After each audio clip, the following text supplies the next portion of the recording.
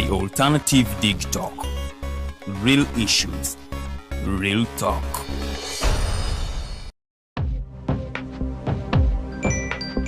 Go to the church, though. Tawali man, what's up? Man, can you imagine people just dump everywhere? Someone drinks water and throws the bottle wherever. Come on, Rogers. What else do you expect people to do with an empty bottle? Simanya now, recorder. Do you know that plastics take at least 450 years to decompose? What? That's a long time. Exactly. Because plastics are made out of a lightweight and flexible material that doesn't decompose easily. And plastics everywhere in the environment cause plastic pollution. What is plastic pollution now? It is the accumulation of plastic waste in the environment, like bottles, polythene bags, straws. All of these contribute to plastic pollution. I have been using them without knowing their effect. Yeah, a lot of people have. Plastics are a danger to the ecosystem, both on land and in water. So how can we overcome this problem? Is there something we can do?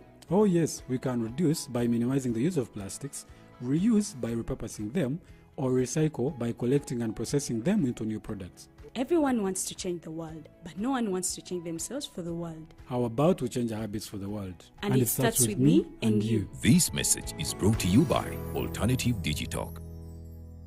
At first, we hit your gadgets with our state-of-the-art digitalized mobile studio with the debate on the road behind the wheels. Later, we launched our magnificent studios located on Plot 1A, Sawagude Close, Lukulinanganda, Machindye, Kampala, where we bring to you our must-watch shows like The Mighty Drive, Monday to Friday, 8 a.m., Hotline, Mondays, 7 p.m. As for legal matters, Twins at Bar, Tuesdays, 11 a.m., Wednesdays, 6 p.m. is Afro-Caribbean Link, where we connect Africa with the Caribbean. Voltage on Thursdays, 7 p.m., featuring a youthful panel. Interface with Dr. Kiza Besije every Friday, 12 p.m. with his call to action against injustices. Snap Talk, Saturdays, 6 p.m. with the trio. A must-watch, The Political Dice, Sundays, 8 p.m. with the duo that never stammers, and so much more. Watch us live on all our social media platforms. We are The Alternative Digitalk. Real issues, real talk.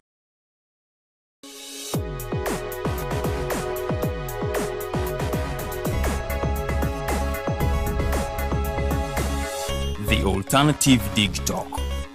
Real issues, real talk.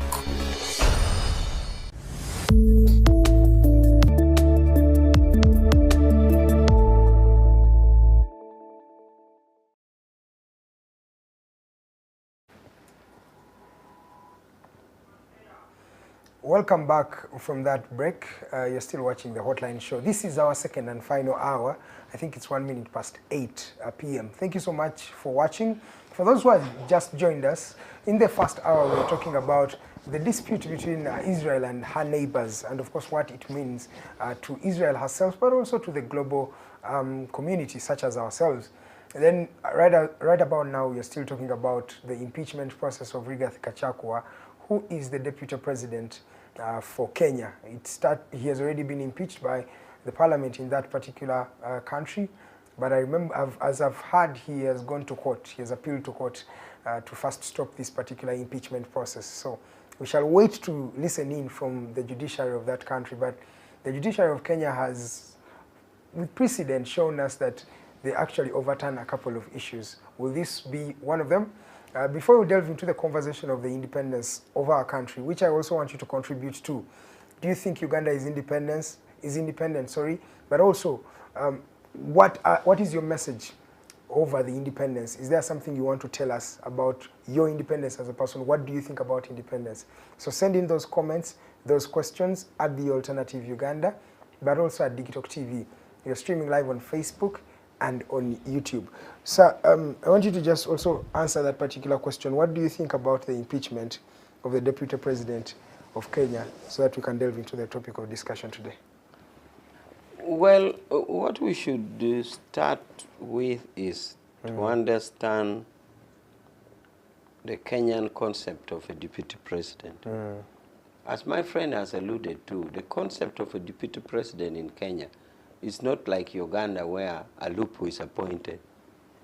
In Kenya, their constitution provides that if you want to be a president of Uganda, of Kenya, you campaign. But before you campaign, you must prove to Electoral Commission who is your running mate, who is going to be your deputy president. Just like they copy from America. In fact, they copy many things from America. Even now, while many African countries have nomenclature like minister for this, minister for that, Kenya is in a secretary for this, secretary for that. So they think they are... They even have, I think, the Senate and the House of Representatives. Yeah, they have the Senate, the what, and they really think they are way outside African situation. They have 2 parliaments, they have governors, and then they have secretary for this, secretary for that. They don't have ministers. So in the same way, they did with the vice president. Now, the Constitution provides that the vice president, who has been your running mate, you just don't reshuffle the way we reshuffle in other countries. So you are constitutionally bound together. And that is why, even in the case of Ruto and Kenyatta, they quarreled, but there was no way out until the end. Exactly, they were stuck together. They were stuck together. Although you find effectively they are not together. And that is bad for the country, where you have supposedly a president and a deputy, but they are not together. For 5 or 4 years, whatever years they have. That is bad. Now, so that is the situation Kenya has. Now, if you find a smart person, smart in quotes and quotes, I hope viewers know when you say quotes and quotes. I like moving along with viewers. Quote in quotes means the opposite. For example, if you have who is tall in Uganda or in cabinet, like Minister of IT. Baremus? Isn't he a tall man? Yeah, he is. Now, if you know Baremus is a tall man, and you said, the short Baremus, short in quotes and quotes, it means actually Baremus is tall. Who is a short minister? So Gwang of education, of sports. Now, if you said the tall Ogwang in quotes and quotes, you actually means the short Ogwang, yes. So in quotes and quotes means the opposite. So if you get a president who is smart in quotes and quotes, which in effect actually is tricky or witty, he may not tolerate like Kenyatta did. He will use a way of getting you out. Therefore, he will resort to constitutional means, because impeachment is the only constitutional means to get a vice president you don't want out. Exactly. So you now turn to a constitutional means to get him out. Kenyatta tolerated is, he didn't play tricks. He didn't resort to constitutional means to get him out. Okay, some people use crude means in shooting or killing you. Yeah. Some people can kill. Others can use this. So Kenya now finds themselves in this legal situation, this constitutional dispensation, where they think they are so smart and they want a running mate and they have this and that is it. So that is what it is. I wanted that understood. Yeah. The other part that I wanted to share with viewers is that when Ruto appeared to get problems, the behavior and the body language of the deputy president was unique. By words of mouth, he was not supporting his boss. He even ran to Mombasa, I think, and camped in Mombasa and stayed away. All his body language was to the effect that he thought, should Ruto be removed, of course, then he's taking over. Then he would take over. Yes. So that is what his words, his explicit utterances, I'm sorry I can't quote it now, but his utterances were completely in divergence with with Ruto. He even flew away and stayed in Mombasa. He didn't even want to associate with Ruto. And everybody would know that as the storm would settle, yes, he would have Ruto would deal with him. Yes. So, therefore, it is unfortunate for Kenya because for a smooth running of a country, And not only unfortunate for Kenya, even unfortunate for us Ugandans, because really Uganda and Kenya and even Tanzania, we are the same country. Yes. So we would wish harmony in all our countries. I would wish harmony in Rwanda, I would wish harmony in Tanzania, I wish harmony in Kenya, I wish harmony everywhere. So I can't say if there's anything wrong in Kenya, then it is unfortunate for Kenyans. No, it is unfortunate for all of us. Okay. Therefore, it is unfortunate that this situation is unfolding. Maybe one would stretch himself and said, so which way forward? Okay. Well, I don't know if it is too late for the Kenyans, but I know there are voices coming from the religious community, voices coming from whichever, telling Ruto, because now they know where it is coming from. So they are telling Ruto to forgive the vice president. I think even him, he has mentioned or requested forgiveness. Or the wife, I heard somewhere we're talking. So there is still that wishful thinking that if there was some voices to make them reconcile, actually not reconciliation, to make Ruto forgive. Because if Ruto forgave and pulled out, although it is now late because the impeachment step has gone, I think they're moving to the next. Okay. It would solve. Okay. For now, it is like that, and it's very unfortunate for all of us. One thing I know, betrayal is seldomly forgiven. Even the Lord did not forgive the devil for betraying him. So I don't think Ruto is going to forgive anybody. Thank you so much for watching the Hotline Show. 9 minutes past 8. I have a couple of messages. Thank you. There is Mukasa, Babi, Brooke Williams, Chikomeko, you're watching. Mordecai Mulisa, thank you so much for watching. You're live in the United States. Mwesiga Joram, Kien Jojo, most of you are thanking. There is a gentleman called, I don't know if it's a gentleman, Vusi Gwiji. You say the gentleman in black suit talks sense. The other talks, I won't say what she said, but I think this is also disrespectful when you say that. Charles, let me come to you. I want us to talk about independence of this country. What's your message as we are entering a new year of independence? First of all,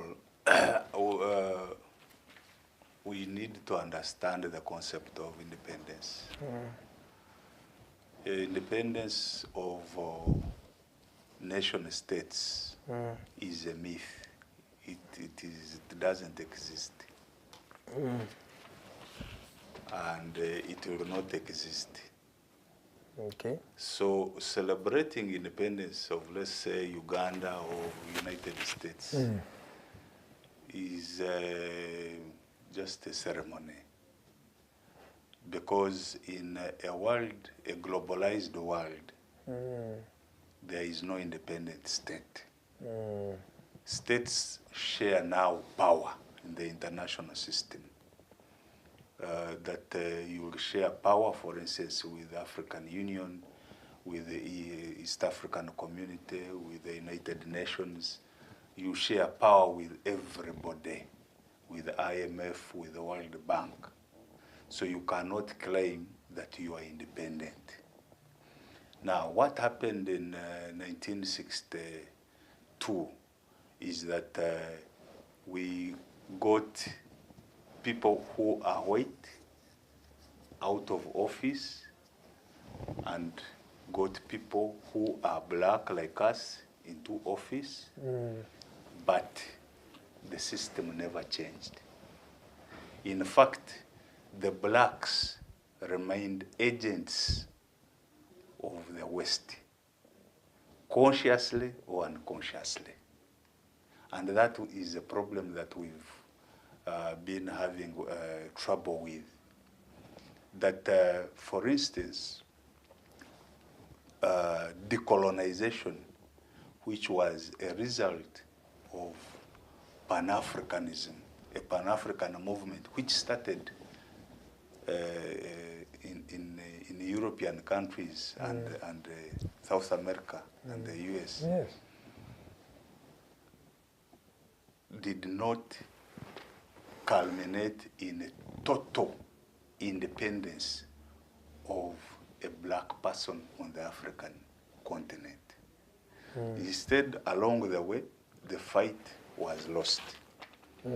So, what for instance, Senate governments should have done or should do now that if, for instance, you have an NRM government, you now have to focus on empowering this black person. How do you empower this black person? By observing in totality his human rights, so that you stop treating this person as an animal. This person should have the freedom to think, the freedom to speak, the freedom to associate with his colleagues, with his peers. Let them discuss you, the government, without fear or favor. But aren't we doing that? No, that is not happening yet. We are trying to belittle because there are efforts really to uphold these Yes. human rights you're talking about. People are checked, there are regular elections. There's a semblance of what you can call really... That is very true. I'm telling you what it should be, the standard. We've not yet reached there because of one major thing, that some of our political groups and our leaders are still inferior. They fear discussion. For instance, the masses talking about what they are doing, making them accountable. Eh? We are going for 2026 elections. Yes? Yes, sir. How many are going to put the members of parliament and the ruling government accountable? How many are going to make them account for their actions? That, for instance, you've spent this amount of money in 5 years and you've not delivered on this, therefore you should get out of government. We've not yet reached But that. you always say here that 70% of the MPs don't bounce back. So that means we are there if 70% don't bounce back. But our elections are not even issue-based. They are still on personality. Karuhanga comes from the same place that I come from, therefore I vote for him. You'll find a woman looking at a contestant, and she will tell you, oh, this guy is more handsome than, and she will vote this. So it is about the individual, the person, not the issues. So we still have a long way to go. Two, our governments, and really this is not just limited to Uganda, Yes, sir. but the African continent, should stop taking countries as personal businesses, personal entities, that you wake up and decide what should happen and what should not happen. These countries belong to human beings in equal share. So if we are 45 million Ugandans, we share responsibility equally for Uganda. You cannot wake up and say, I want to drive a car of 2 billion just because I'm a Speaker of Parliament and I fear that you people are threatening my life. But we are the ones who voted for you. How come when we are voting we didn't become a threat to your life? So, taking state matters as personal matters should also stop. Number one, observe in totality human rights of individuals. It is difficult to understand because I've even interacted with several police officers. They have not yet appreciated the concept of human rights. Let alone even our president. He will talk about other things. But when it comes to human rights, he really doesn't appreciate, because he's from a military background. But we shall reach there. What we want is the dignity of this individual. You as a president, do you respect somebody you have met in Karamoja? Do you respect somebody you've met in Wundubujo? Do you see him as a brother? Do you see him as a friend? Now, when we reach that level, even service delivery will start flowing. Because then, it will be incumbent upon you to provide good health. Because you see this person as a brother. To provide water, safe water. Because you see this individual as a brother, as a sister. Therefore, service delivery begins to move. Okay. Now, that's when the masses will talk of Uganda. Okay. And since talk of The person, individual tribes. me first. Oh, Yes. okay. Thank you so much. You paint a good picture. The good thing, this gentleman is a soldier, but he believes in human rights. I've had him advocate for human rights. Sir, we are celebrating independence, again, the independence month of Uganda. First of all, your message to the independence. Then, before I start bringing up some issues that this gentleman raises, that there is no total independence. People are running this country as if they are running a company. There's an individual I met recently, he's a Kenyan, and he said, Mr. Museveni runs Uganda as if it's his company. It's like a private franchise. But sir, first your message for independence. My message for independence is to wish every Ugandan happy independence as a sovereign state, and they can decide their matters. I wish them well. But there are two things I wanted to make in preamble. The person who is watching who appreciated me and did not appreciate my friend, I just want to say that, like you hinted on, is that I thank you for appreciating me for speaking sense, as you said, but I also want to request our viewers that as we develop in our society, we could learn to be more cultured. Even if you don't agree with what somebody is saying, be polite enough and accommodate it. Because we are blaming even state actors or even government for not being accommodating and listening to other views. So if you did it as a viewer to somebody you don't seem to think is talking what you wish him to speak, then it's unfortunate. So let's move along and let's be cultured. Exactly. You paint a good picture of just the society of Uganda. They abuse and say government is doing this, but we forget that these people who are in government actually come from us. Yes. When you look at the opposition itself, the same issues they talk about, that the bluntness they are talking about NRM, reflects on them. So sometimes do we say it's a people problem? I thank you for appreciating me, but I request you to be more humble and accommodative. The other thing I want to talk in a preambular way is the human rights matter. Human rights, he says Museveni doesn't believe in it. Or soldiers. Soldiers do. You know, to show you that soldiers protect human rights, it is a component course in training.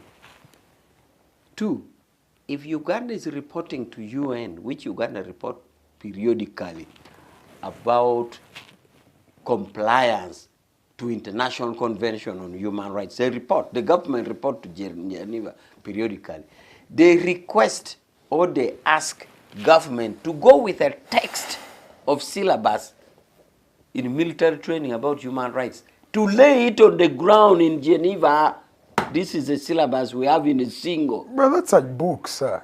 No, it is not a book. I can assure you, whatever is in a single, whatever in Kabamba, it is what is produced there, and it is taught in Kabamba. But I'm a soldier. Yes. Did you know that for the last 12 years, starting from 2010 to I think 2022, Uganda police has been the biggest violator of human rights in this country? Yes. You are killing, but you can't commit a crime. So if you take the provision that there is war crime that we should observe, and you also had the fact that in the training you have syllabus on human rights, and you also have the fact that there are punishment provisions for penalties, including various courts, then I like to implore the viewers that we respect human rights. Of course, there are characters who violate, and that's why we have inbuilt system to punish them. 12 years in a row?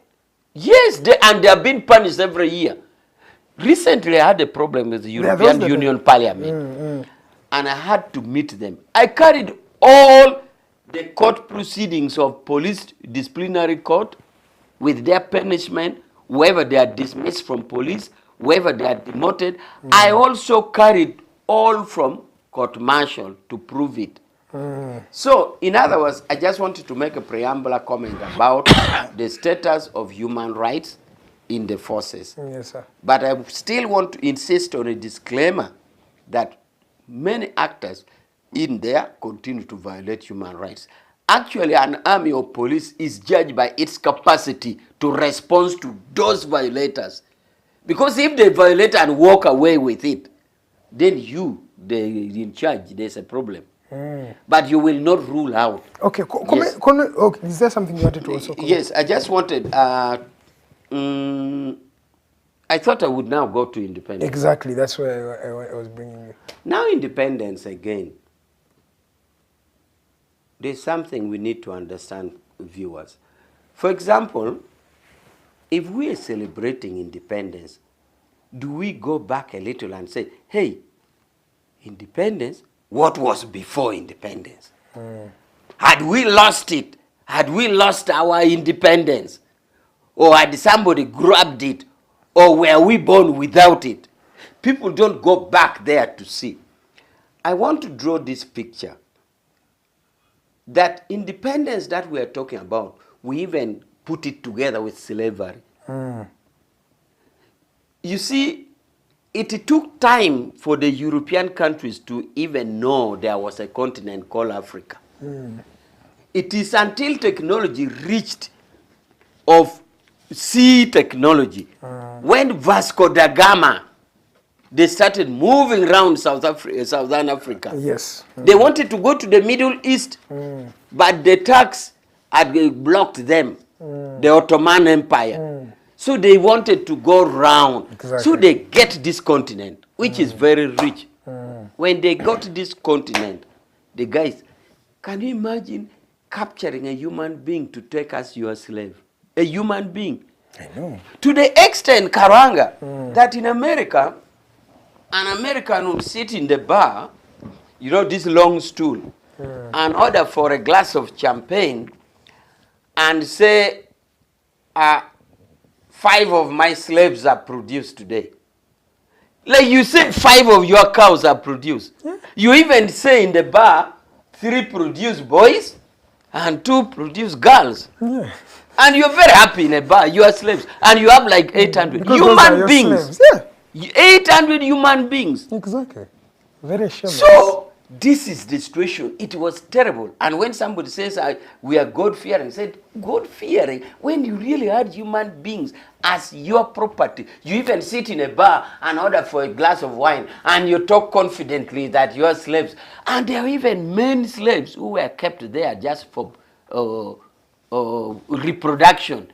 They were not taken to the farm. They are bulls, in other words, who were given free women slave to sleep with that, make them conceive, because they are bulls, like a cow, like an animal. You see that picture? Yes, I can. Why am I painting this picture? I'm painting this picture to lead us to independence. What it means. Then before that, in 1884, this guy sat in Germany Yes. and said, no, we have to develop Africa. We develop Africa? Now, because like in Europe, do you know, to make wool for clothes, you have to save the hair of a sheep. This sheep cutting the hair from a sheep to take to a factory to make clothes. You see how cumbersome it is. And even the sheep itself will look very ugly after the thing has been cut. Now, if you now find that you can actually grow cotton in Africa instead of cutting the sheep, isn't it better? So they rushed to Africa, Yes, sir. colonized it. And now this brings us to the colonization. To get you a picture of what colonization was and leading to independence, some archaeologists study it in the things that have been left. But I can give 2 examples. One, in communities there are songs. Like in Langi there's a song, which you used to say, Ikarame munu bini lobo, that when the colonialists were capturing the area, were colonizing, you'd see heaven was far, the earth was near, there was nowhere to run. This public work you see here were by force. Every work was beating. Now, that is the example in a song. But in the sayings, the saying in Langi again, which could have been in other languages, that Africa, they said in Langi, for them they thought Africa was on a lango. That lang bear alek means that's steak for pounding. Yes. That the Europeans believed that the Langi was good with it, beating. Now we talk of freedom from torture. But they believe that to handle an African beat to the extent... The Chinese still believe that there is colonialism, even when you say those things. So to the extent that even in the courts of law, there was a provision for a magistrate to order for caning, where Askari would call people in, Askari would be called, the judge or the magistrate would make a ruling.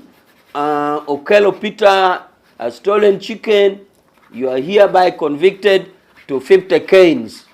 He has ruled. And they call Askari in court, and you are caned. But this was a judicial. But the other one for public work, or for any digression, for any suspicion, was nobody knows where copper was going. You had no say. Yeah. People were being forced to produce cotton in mass. You had nowhere where it is going. Coffee was being produced, forcing people to produce. You had no idea. Therefore, when we talk of independence, I want to paint a picture of what was it before. Okay. I want to also comment on the fact that some people believe that the white man went, but we remained with colonialists in the black skin. Hey, please comment on that. I was still doing a job of painting a picture of when we talk of the concept of independence. What were we before? What had we lost? Or were we born like that? It wasn't designed by God. Is it God who had put it? Or actually there was nothing wrong. We are talking of independence for nothing. Things were good. Things were glorious. Things were happy. We are just talking for independence for the sake. That is the picture I wanted to paint. Now, when we got independence, I always put it in another way, the way he put it. You see, when we became independent and took our seat at United Nations, where you now have Uganda permanent seat. Seated, arranged alphabetically. United Nations were formed in 1945. Nearly only 3 African countries could qualify to be in New York. Egypt had got independence in 1922. Liberia said they were not colonized. A free state. Because they brought slaves from America back, and that is why it led to Freetown. Freetown means slaves who are free. Unfortunately, Karuhanga, human nature. Can you imagine these slaves who came back? They again enslaved Africans they found. The guys were set free. Instead of being free with their brothers, they found, again, because they were exposed, they were educated, they had money. Remember, Liberia was using dollars for a long time. They again enslaved fellow Africans. Exactly. Unfortunate. Anyhow, and Ethiopia. So these are the countries who ideally took their seats. We were not independent. So come in 1960s, yes, where we got the independence. And then now we go there. And that is where now it's matter of us now subjugating our independence to the global world. But before that, Karuhanga, there's something important I wanted to put in this concept of independence. Who were the forces that help us? Because if we know the forces that help us in this independence, we can ask ourselves, why were they helping us? Were they genuine? In 1917, in Russia, there was something called the Bolshevik Revolution. Yes. The workers took revolution, and they developed socialism. Now, the Americans, meanwhile, had also fought for their so-called independence. And they got their independence. I'm saying so-called because they are also whites, but they said they got independent from the whites. Yeah, in 1776. Okay? Call it independence as it may. Now, America, in 1940s to 1960, they were at the climax of fighting with Soviet Union. Yes. What was called Cold War. Imagine Tumwebaze is fighting with Mugisha, and they are very serious enemies. But Tumwebaze and Mugisha wants you freedom of Karuhanga. You say, what is the trick behind? Tumwebaze who can't meet with Karuhanga, but they are saying, okay, but we want Karuhanga free. In other words, Soviet Union with America connive to have Africans get independence. Exactly. And how is it seen? It is seen by United Nations resolutions. They would joint co-sponsor a resolution for self-rule for Africa, self-determination for Africa, independence now for Africa. They would move resolutions jointly in New York in support of self-rule, self-determination for the colonized. And yet they are fighting seriously. So what is it that Tumwebaze and Mugisha are conniving for the freedom of Karuhanga? It now comes to manifest later that America wanted to cut off raw materials from the traditional Europe, France, UK, what. Of course, Soviet Union was acting in good faith because the workers believed in equality. But America was cutting off. Because they now a new power, they wanted everything. And that is why they would connive with an enemy too, at least for a cause. So now, that is now manifesting in our independence. Why? It now comes the birth of Bretton Woods institution, that is World Bank, IMF, which is American and whatever kind.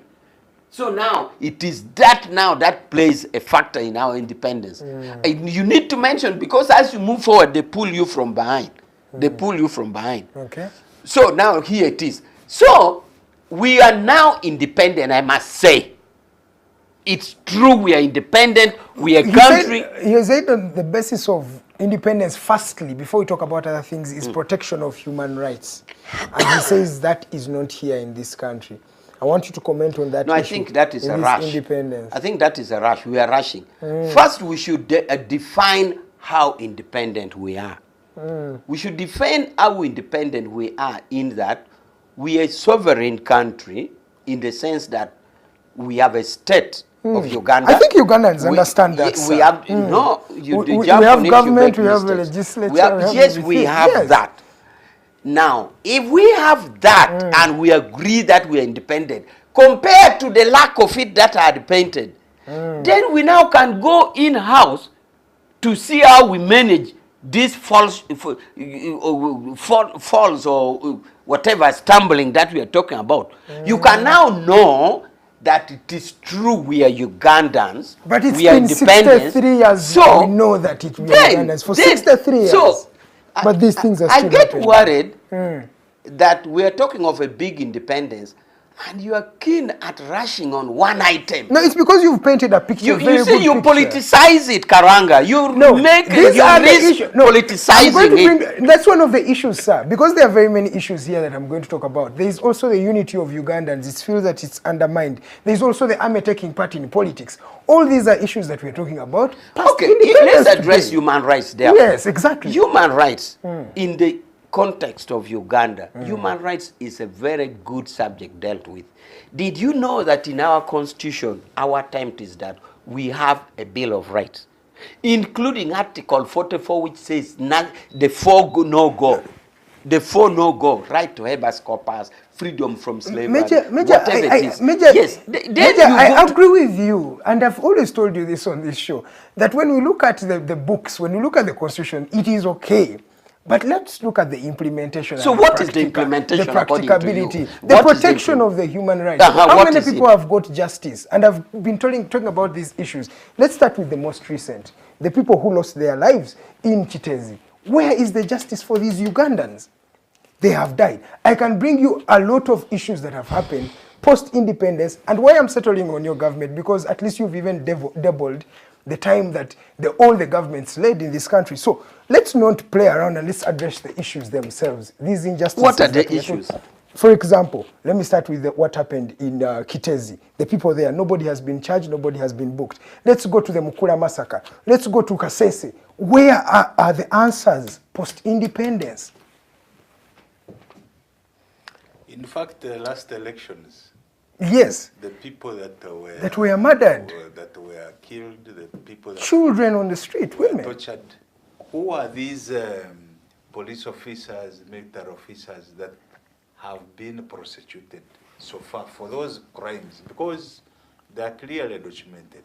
Exactly. It's a kind of thematic concern which takes place in nearly all house media. You find yourself in a situation where even if we were called to talk on a topic like independence, somebody already has a fixed mind on a topic slightly completely different. To the extent that I know of speakers who are in media houses who will move from NTV to NBS to UBC talking the same thing. Either something about Museveni or something he has already formed. Even if you invited him, even if he comes with crummy answers, you're saying. Even if the topic was germination of beans, you'll just mention germination of beans and straight to that. It is because we have. So it's the same thing you are bringing me. Yes. You are talking of independence, but you can really see that you are bent on linking something. So, and you are now running the same risk. Like these talkers who will be talking here, even if the topic was germination of beans, it will go to Museveni and human rights. Even if he goes to NTV and the topic was about cultivation of cassava, it will still go to the same thing. To the beans. So let's answer to the beans first. Because now the topic gets deviated. It's like somebody has an opinion. Anyway, let me tell you now about the human rights that you want. You see, human rights, Karuhanga. Yes, sir. Even at the global rights, I have been a judge of human rights the world over for 8 years in Geneva. Yes, sir. And I judge countries. I've been voted by the world in New York. Now, what happens is you judge countries by one, you check countries by measures in place. Okay. Do they have a law? That is the one thing you judge a country. Two, do they have institutions to implement those laws? Okay? Three, are there practical steps that they implement? That is three. So even if Malawi comes, what you would want to know from Malawi is, check the laws that govern their human rights. Then they said, here is the law. Okay, what are the institutions that are put in place for this law? Human Rights Commission, the courts are in place, this one and the, okay, then you said, okay, do this court sit. They even ask you what are the rulings there. This is how it is done. But for you, instead of following that, even when somebody tries to explain that, you have your imaginary, I actually want you to give that answer you have in mind. Now, you have imaginary answer, which you yourself don't have, with a view that if you ask a person like me, and I cannot give that answer, which is not there, then you get gratification and happiness, happiness about it. But first, let me conclude. I want to emphasize to you that in judging human rights of a country, whether Malawi or Angola or where, you proceed by checking the legislative procedures that country has. Okay. Two, institutions in place, whether IGG or DPP or Human Rights Commission or courts. Then three, do they function? Otherwise, you are not going to judge a country by violators, because violators will be there. Let me come to you. Why these institutions are there? Because violators are there. Even in America, you are only judged by institutions in place. The institutions are backing them. If you want violators not to be there, then don't give back to them. Let me come to Charles. Let women stop producing. Charles, you raised that issue, and I want you to comment on it, but also paint a picture for how we can foster a unity, because we're coming to the end of the show. How can we unite these people, Ugandans? Because you've hinted on it. that we are a divided nation, which we are, as a people, we are divided. How do we foster that unity? First of all, on human rights, I think Major Awich is avoiding the issue.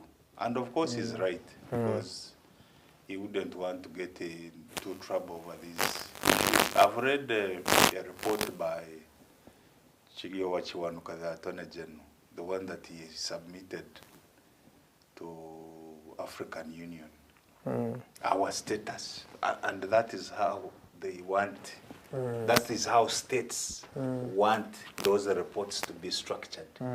We have done this, we have done this, our soldiers are learning human rights, we've established in the curriculum. Human rights tribunal, things like that.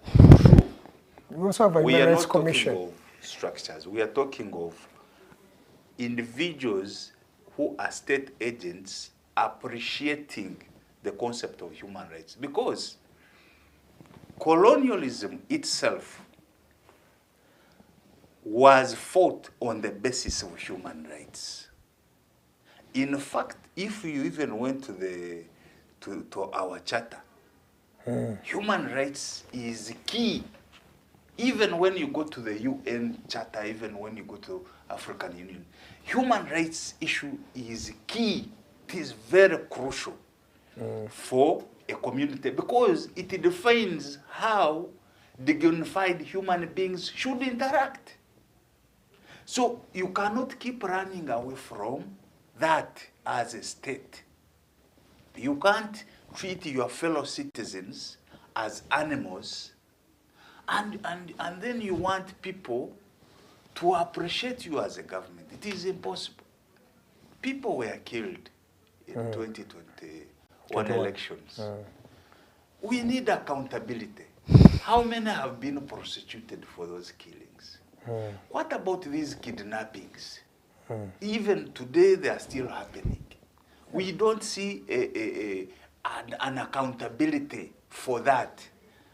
And yet you want government, you want us to appreciate that government goes to UN and tells them, this is what we have done.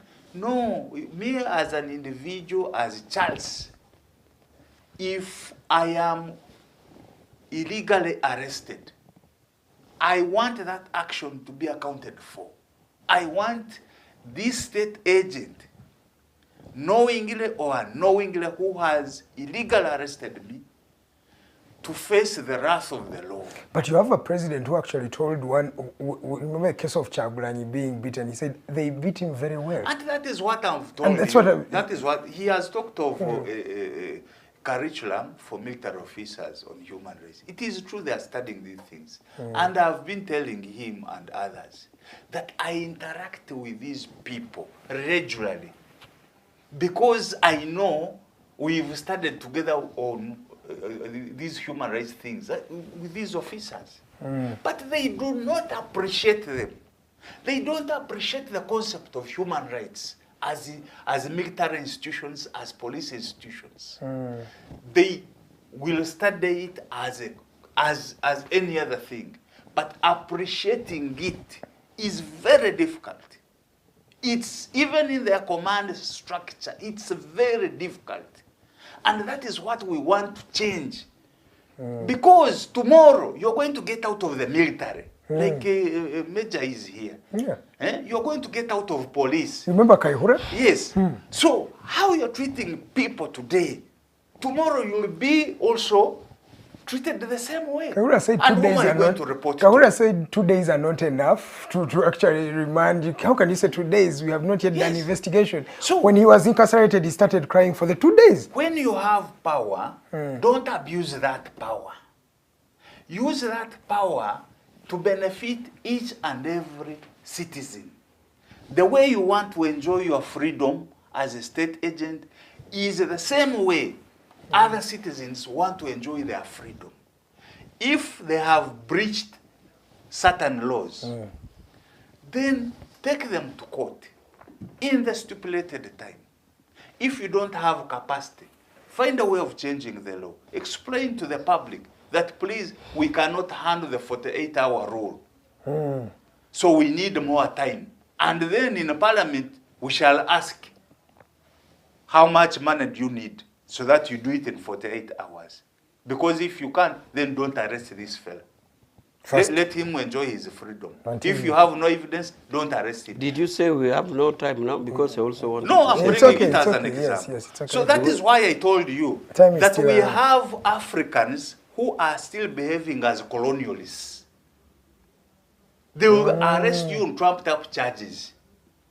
Not because that you are a wrongdoer, but because that is how the state has been structured. So the state itself has not changed from the colonial state. We only have people who are black in charge. But actual colonization of the citizen is still ongoing. Human rights abuses is very, very instrumental because it is the core of governance. There is no way you're going to talk of elections if you keep abusing the rights of citizens. You can't even allow them to vote. Even the votes they bring, you take them away, you steal them. People wake up to go and vote.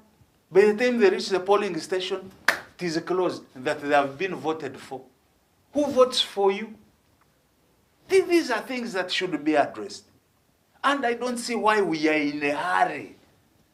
There are small things that we can do that touch this citizen, this individual, so that, how do you, for heaven's sake, even budget money for patriotism? Patriotism, Namanagan, to do what? First deal with human rights. Let this individual like his country because his rights or her rights are being upheld. In 2 minutes, I want you to also comment on the fact that we've not answered the political question of transition peacefully from one leader to another leader. Transition. Does that undermine our independence, or this is normal? No. It is an abnormal situation. Because right now, do you see the tension between Iran and Israel? That the world is likely to blow up because of these two states. That is the same tension between the citizens of Uganda and President Museveni. But President Museveni has never appreciated that. Let me tell you, because of his long stay in power, it is becoming a problem to